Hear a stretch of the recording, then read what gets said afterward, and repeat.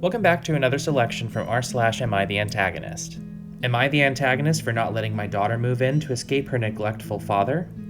I divorced my husband Roger 10 years ago. Since then, he's been nothing more than a Disneyland dad to our 16-year-old daughter Anne. He got a really well-paying job recently and bought a gorgeous house with a pool and a very nice car instead of paying back child support. She'd been talking about moving in with him for months, saying how much fun she had at his house and how much she loved him. I could tell Roger didn't want that, but he was letting me be the bad guy by saying he wanted her there, but I wouldn't allow it. After weeks of needling, I finally agreed to a 1-year trial period. She's been staying with him for over a month now, and she's begging to come home. Now that Anne is with him full-time, he isn't trying to impress her. He's only buying her dollar store face wash, along with dollar store shampoo and conditioner and body wash instead of her expensive preferred brands. He's strict on clothes, so he took her crop tops and short shorts away, and she can only wear things that go below her knees. He doesn't cook and needs to make house and car payments, so instead of fresh homemade meals, they eat dollar menu fast food items or frozen food every day. Her room is completely empty except for a bed and a dresser because she was never meant to live there full time. He won't buy her anything else because he's a minimalist and hates clutter. She isn't in any danger, but she's living a bachelor's lifestyle. On top of it, it turns out Roger didn't think about neighborhood zoning, so instead of being driven to her old school in a Jaguar, she'll be stuck riding the bus to an entirely new school. She's begging me to come back, but I don't really want to let her.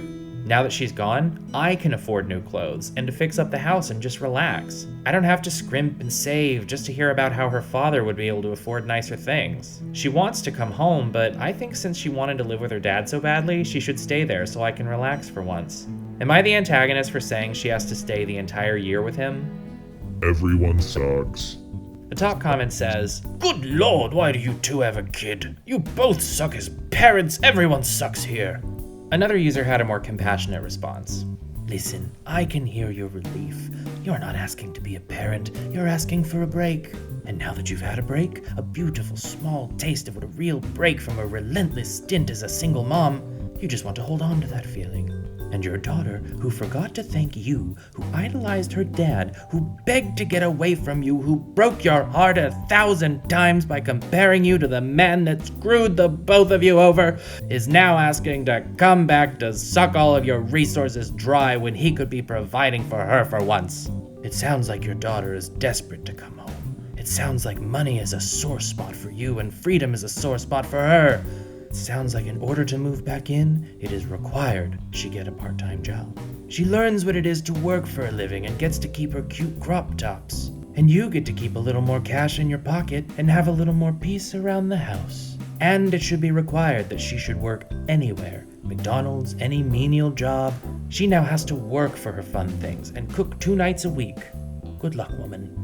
Another user responded with the responsibilities of parenting. She's a 16-year-old girl whose dad got a fancy car, a big house, and a pool. Of course she wanted to go there. She's a kid, her mind isn't even fully developed yet, and more so, she's your kid. Jesus Christ. Your daughter has a bed and a dresser in her room, and that's all. She has no agency to choose what she wears, very important. She's eating dollar menu food or frozen food, not exactly bad, but not something that should be day in, day out if possible.